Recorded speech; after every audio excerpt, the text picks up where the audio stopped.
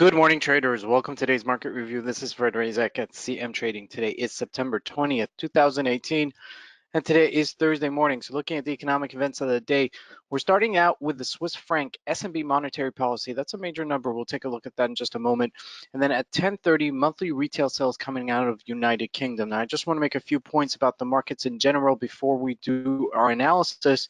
Is that number one, Dow continues to be its strength, and on the upside, it still continues to be very strong. We'll take a look at that in just a moment. And oil breaks out to new highs for the year. That's very important. We'll take a look at that as well.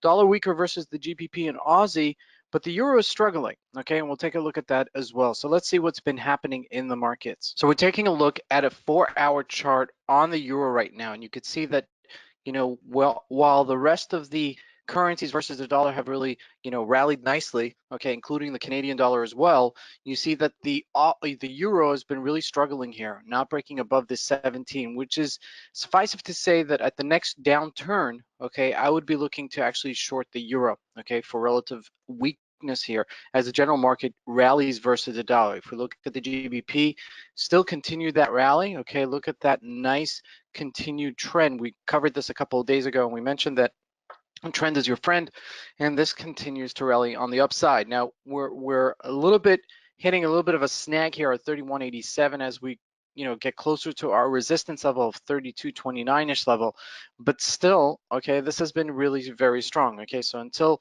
we see a correction on the downside, okay, something that breaks the 30-day moving average, I still think that this is still pretty strong. Now jumping into the Aussie dollar, you could see that continued strength versus the dollar at 75.52, and the rally being extended. Okay, same story with the USD CAD.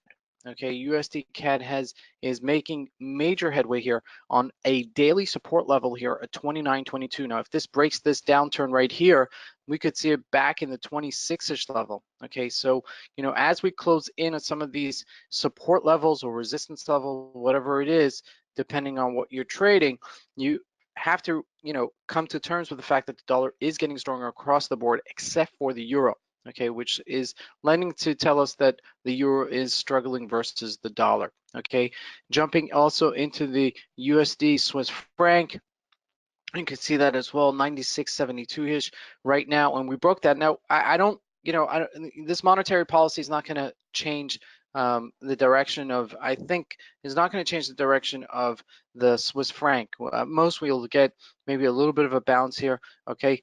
But we are in a very tight range over the past, couple of weeks since we had this nice fall before. So at best, maybe we could be consolidating here and get a little bit of a bounce. I'd like to see that if that actually forays. Now jumping into the commodities, we're looking here at the price of oil on a 1-hour chart, 72.23, and it's just, really taking a nice, rally on the upside with the bar, with the candle. Okay, not just the wick, okay, where we had that previously. So lending to say that this may even get stronger, and we may close in on the 74 level, okay, as we've, hit this level earlier in the year. So that's something to consider as this continues to trade throughout the week. Now jumping into the Dow Jones only 200 points off of its all-time highs. Okay, so this is really very important to note. The financials were really strong. The financial sector was really strong. The banks, some of the financial services companies in the United States. So that is pushing this even further. Okay, so the question is how much further can we push, and are we going to make new highs for the year?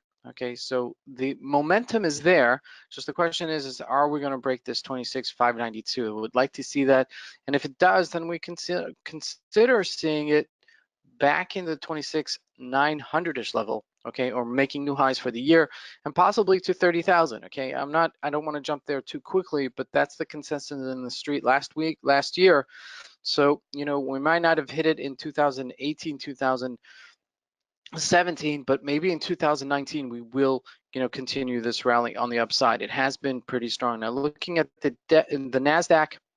The Nasdaq has faltered here, okay, really because of some of the major bellwethers have faltered. Okay, if we look at Amazon, it's really trading at 1925, down from 2047. So that's about 100 points off of its highs, okay, which is a nice little correction there. Now we are at support level, previous resistance levels, so We may see a little bit of a bounce here and continue trading within a certain range. Apple, same story. You know, we sold off, closed off on this consolidation area at 218 off of our 229 highs. Okay, so, you know, a little bit of a correction there. Question is how much is this correction going to continue, and how further are we going to continue trading within this range? Now, looking at this area, it looks kind of enticing to actually look to buy this. Okay, we're at the bottom of the range. We're at a support level. We don't seem like we're going down. We're capitulating here down at 216 to 218, so we may actually get that bounce later today. So let's take a look at that. This is Fred Razak. I want to wish you guys a great trading day. Thank you.